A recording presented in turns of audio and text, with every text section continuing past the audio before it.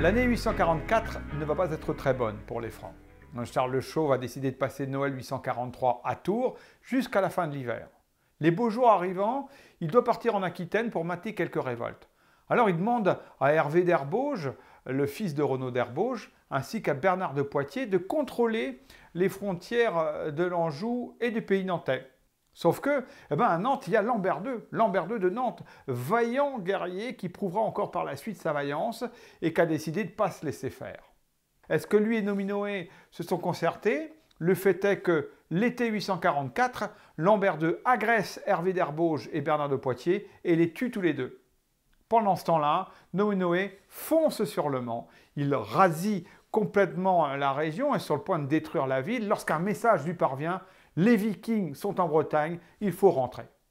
Alors, cette incursion des hommes du Nord est salvatrice pour les Francs qui vont pouvoir se ressaisir. Et qu'est-ce qu'ils vont faire? Eh bien, c'est assez curieux. Ils vont se réunir en octobre à Thionville. Charles le Chauve va consacrer une partie de son temps avec ses frères Louis et Lothaire à écrire une lettre qu'on va envoyer à Nominoé, le sommant d'arrêter ses exactions sous peine d'être excommunié. Est-ce que ça va avoir un effet sur les Bretons? On n'en sait rien. En tout cas, le fait est que l'hiver va se passer plutôt tranquillement. Arrive le printemps 845 et là, Nominoé repart en campagne sur Nantes puisqu'il a un vrai boulevard. Lambert II a tué tous les comtes et marquis qu'on lui a opposés jusqu'au pays du Poitou. Et c'est justement jusqu'au Poitou qu'il va, Nominoé. Il incendie même le pays de Mauges et le magnifique monastère de Saint-Florent-le-Veil, si cher au cœur de Charles le Chauve. Et au passage, en revenant en Bretagne, il passe par l'Anjou qu'il met à sac, ainsi que le Mayenne. Charles le Chauve le poursuit. Nominoé est déjà en Bretagne. Charles le Chauve est repéré à ce moment-là du côté de Saint-Benoît-sur-Loire. C'est peut-être à ce moment-là que Charles le Chauve a manqué de clairvoyance. Il commet une première erreur de politique intérieure. Et pour en savoir un petit peu plus, je vous propose de partir en Allemagne.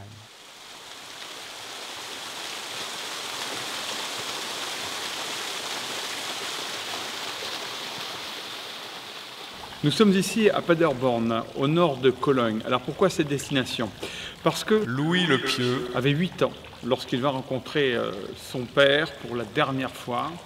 Père qui sera plus tard nommé empereur de l'Église catholique romaine par le pape qu'il rencontrera ici même.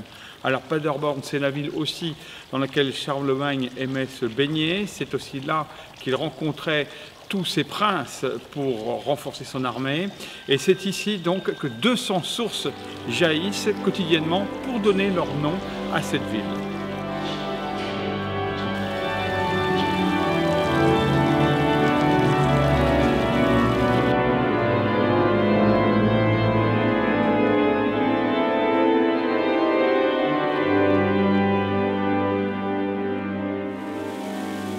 Des images de cette magnifique ville qui fut le théâtre de plaids au temps de Charlemagne. Les plaids, qu'est-ce que c'est?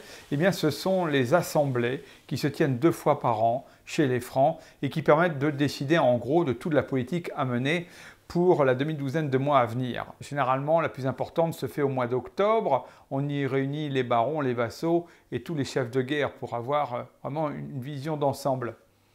Alors pourquoi parler des plaids? Parce que chaque fois qu'il y a eu une décision importante à prendre chez les Francs, eh bien ça s'est toujours passé au sein des plaids. Est-ce que Charles le Chauve va faire un plaid lorsqu'il va décider d'attaquer la Bretagne? Eh bien non. C'est une décision unilatérale qui va lui coûter cher. Il a une armée assez appauvrie car elle a été malmenée auparavant par les Bretons mais aussi par ceux de Lambert II de Nantes. On est au mois de novembre, il est loin de ses terres. Il se précipite en Armorique parce qu'il a entendu dire que Nominoé était un peu malade et surtout que lorsque le roi des Bretons était en campagne à l'extérieur, eh bien, que certains chefs avaient décidé de faire sédition, de tirer la couverture à eux, ce qui est assez humain finalement. Alors il se dit c'est le bon moment. Je vais y aller sans plus tarder, je vais prendre ma revanche et je vais pouvoir asséner un coup fatal aux Bretons. Il est en sous-effectif. Il est vrai que Nominoé n'a pas non plus beaucoup de guerriers à sa disposition. Il se rend près de Redon, où il y a une toute petite abbaye, l'abbaye de Ballon, une abbaye entourée de marécages, et il entreprend d'attaquer Nominoé, qui va l'accueillir comme on sait recevoir en Bretagne. Nous sommes sur le lieu dit La Bataille, qui s'appelle comme ça depuis toujours, en raison justement de cette bataille de ballons. Ça s'est mal passé pour Charles le Chauve, qui s'est même, dit-on, enfui dans la nuit, en abandonnant son armée. La technique de combat des soldats de Nominoé est bien connue. Ils étaient mobiles, ils avaient des petits chevaux et ils avaient des javelots qu'ils lançaient et ils s'enfuyaient. Alors que les armées franques étaient lourdement armées, étaient plus pesantes.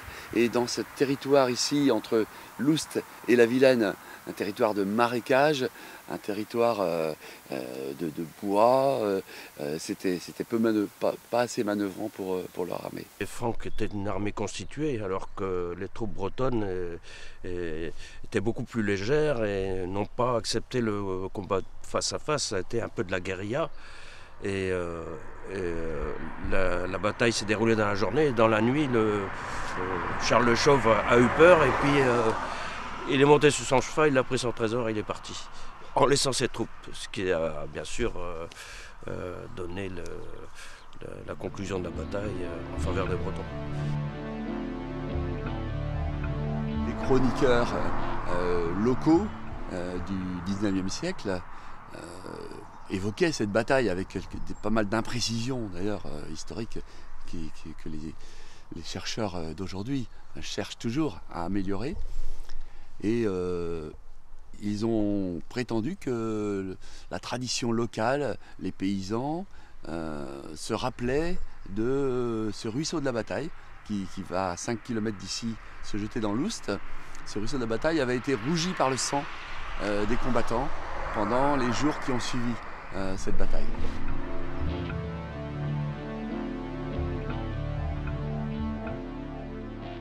Il existait un pré-monument, si je puis dire.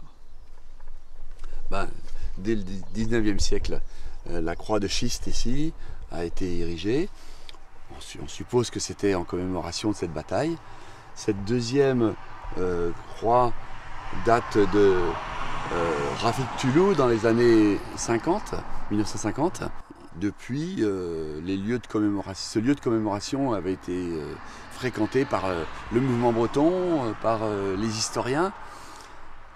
Et donc, le fait que ce terrain soit disponible nous a donné envie de lui donner un impact nouveau pour le XXIe siècle. Ce cabochon de cristal, c'est la reproduction d'une monnaie de Charles le Chauve, Carolus Rex, qui donne plus d'ampleur et de beauté même à ce monument contemporain. Et ce visage couronné apparemment de laurier, c'est la représentation précise de la monnaie, une petite monnaie qui est à la Bibliothèque nationale de France, et c'est le visage de Charles le Chauve. Et étonnamment moderne, on dirait un travail presque de Picasso, c'est vraiment surprenant. Ce qui fait bien dire, bien sûr, que c'est un monument du XXIe siècle.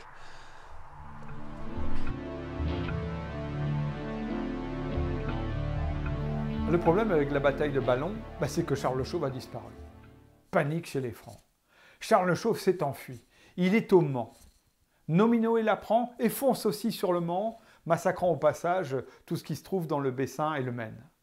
Il accule Charles le Chauve. Celui-ci est pris à la gorge, il panique et il demande grâce. Il propose un traité de paix aux Bretons qu'il accepte. Alors ce qui va se passer, c'est que Charles le Chauve va provoquer une assemblée à Épernay. Il va y avoir un échange bilatéral entre les émissaires du roi breton et ceux du Franc, et on va, comme cela, concocter un traité que l'on estime équitable pour les deux parties. Le traité, une fois établi, Charles le Chauve se décide à venir le signer en Bretagne. Où exactement? C'est important. Plusieurs endroits sont candidats. Rennes, Vannes, non, trop proche des lignes franques qui pourraient tenter un coup de Jarnac. Landévennec, prestigieuse abbaye, trop proche de potentielles incursions vikings. Là, c'est dangereux pour les Bretons. Même chose pour Dol de Bretagne et pour Redon. Alors ce que je vais vous dire n'a rien de scientifique. Mais d'un point de vue humain, ça se tient. On va faire venir Charles le Chauve et ses émissaires dans un endroit où on est sûr qu'ils ne vont rien tenter. On va les faire venir dans un bel endroit, pas question de signer le traité sur un coin de table. Donc il faut une résidence, un château puissant pour les accueillir, pour leur montrer que la prochaine fois qu'ils veulent venir en Bretagne, eh bien, ils verront la force des Bretons. D'ailleurs, sûrement que Nominoé est entouré de tous ses guerriers, en grande pompe, lorsque Charles le Chauve arrive. Et puis on va l'accueillir, il y a des problèmes logistiques pour loger toute la suite de Charles le Chauve. Alors il y a un endroit qui s'y prête. Rappelez-vous ce que fit Hitler lorsqu'il fit signer les forces de Pétain après la défaite française. Il fit sortir un wagon, celui-là même qui avait servi à signer la défaite de l'Allemagne en 1918, il fit sortir un wagon pour signifier sa revanche devant l'état-major français. Eh bien, pourquoi Nominoé n'aurait-il pas choisi Priziac, l'endroit où en 818 son père fut décapité? L'endroit où peut-être qu'il a fait un serment secret à sa mère de venger son père, de venger les Bretons. Pourquoi n'aurait-il pas convoqué Charles le Chauve pour laver l'affront de la défaite de 818? Ça se tient. D'autant plus qu'on a trouvé aux abords du lac de Priziac un trésor mérovingien avec des pièces, 2000 pièces, toutes frappées au nom de Charles le Chauve. Car quand on demande comme cela des dommages à un pays qu'on a vaincu, on réclame des terres, mais on réclame aussi de l'argent. Il se peut que ces 2000 pièces soient une partie du tribut, cette fois-ci, que le roi breton a demandé aux Francs. Ce qui voudrait dire que, dans ces cas-là, Priziac est un lieu très important pour l'histoire de la Bretagne, car c'est à Priziac que le traité donne l'indépendance à la Bretagne, et surtout que l'on donne aux Bretons la région de Nantes, car Nominoé l'a exigé à Charles le Chauve. Qui le lui donne? Comment fait-il? Eh bien, il dit à Lambert de Nantes, eh bien, écoute, je te donne l'Anjou et le Poitou, tu vas y régner comme comte, mais tu laisses Nantes aux Bretons. Lambert de Nantes va accepter, car, effectivement, l'échange lui convient.